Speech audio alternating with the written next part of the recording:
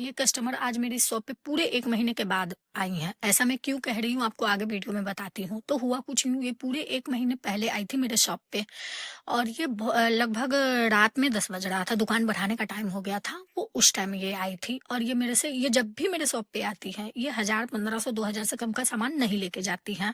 तो मुझे ये लगा कि ये चलो इनको सामान तो चाहिए, तो मैं इनको निकालने लगी, सामान एक-एक करके दिखाने लगी। और उस दिन मेरे शॉप पे काम बिल्कुल भी नहीं था, तो मुझे ऐसा लगा कि चलो अब दुकान बढ़ाने का टाइम है तो कुछ ना कुछ तो खर्च निकल ही जाएगा।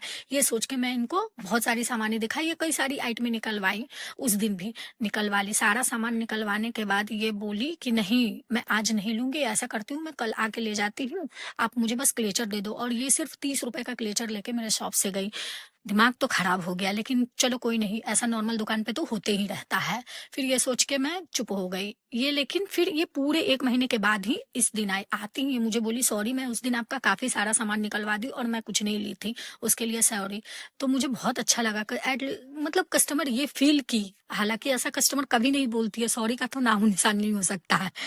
लेकिन ये कस्टमर ये बोली कि नहीं, उस दिन आपका काफ़ी टाइम मैं ली थी और मैं ली थी कुछ भी नहीं। फिर मैं बोली चलो कोई नहीं, होता है कभी-कभी ऐसा। और ये ऐसे करके धीरे-धीरे कई सारी सामानें मेरे से ली। एक-एक करके सारा सामान निकलवाते गई। फेशियल किट ली थी, ब्लशर ली थी, आई शैडो पैलेट ली थी, काजल ली थी, बहुत सारा मतलब इनको जो ज़रूरी था वो ले ली। और इनको मैं ज़्यादा टाइम इसलिए दे रही थी क्योंकि ये धीरे-धीरे एक-एक करके बता रही थी, तो मैं सोची चलो मेरा बिल भी थोड़ा ज़्यादा हो जाएगा। इसके चक्कर में मैं इनको आराम-आराम से सामान निकलवा रही थी और मैं दूसरे कस्टमर को अटेंड भी कर रही थी। उसके बाद जैसे ही कस्टमर चले गए, मैं इनका सारा सामान ऐड करने लगी। ऐड की तो फिर आज बन गया ₹4700 का सामान। ये फिर कन्फ्यूज़ हो गई। ये बोली कि नहीं मेरे पास इतने पैसे नहीं हैं। मेरा फिर दिमाग खराब हो गया कि कहीं ऐसा ना हो कि ये फिर उस दिन के जैसा सारा सामान निकलवाए और 1-2 ही लेकर जाए। लेकिन ऐसा कुछ नहीं हुआ। फाइनली वो बोली कि मेरे पास ₹3000 है और मुझे 3000 का ही सामान आप दे दो।